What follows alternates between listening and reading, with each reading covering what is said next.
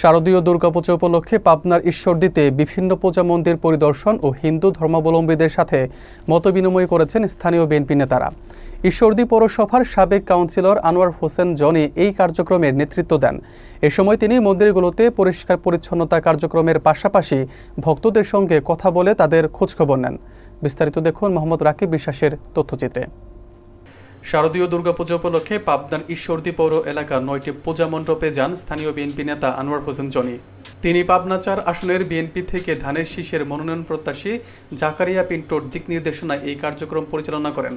Anwar Hossain Johnny মন্দিরগুলোতে পরিষ্কার পরিচ্ছন্নতা কার্যক্রম তদারকি করেন এবং হিন্দু ধর্মাবলম্বী ভক্তদের সাথে মতবিনিময় করেন।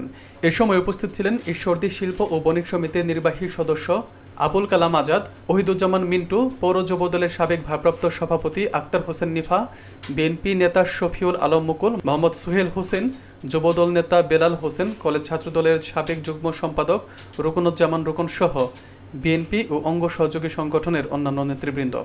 আমরা কোনো ব্যক্তিকে চিনব না। আমাদের নেতা জাকারিয়া পিন্টু পাবনা 4 ঈশ্বরদী আটঘরিয়া আসনে ধানের শীষের মনোনয়ন চাচ্ছেন। তারপরেও দলের হাইকমান্ড যাকে ধানের শীষের নমিনেশন তুলে দিবেন আমরা তাকে চিনব না। বাংলাদেশ জাতীয়তাবাদী দলের প্রতীক শহীদ প্রেসিডেন্ট জিয়াউর রহমানের প্রতীক, এই দলের প্রতিষ্ঠাতা শহীদ প্রেসিডেন্ট জিয়াউর রহমানের প্রতীক ধানের শীষ, দেশনেত্রী বেগম খালেদা জিয়া, 3 বারের সাবেক প্রধানমন্ত্রী দেশনেত্রী বেগম খালেদা জিয়ার বিএনপির প্রতীক ধানের শীষ, আমাদের তারুণ্যের অহংকার আগামীর রাষ্ট্রনায়ক বাংলাদেশ জাতীয়তাবাদী দলের ভারপ্রাপ্ত চেয়ারম্যান তারেক রহমান সাহেবের প্রতীক ধানের শীষ, আমাদের তারেক রহমান সাহেব, দেশনেত্রী বেগম খালেদা জিয়া।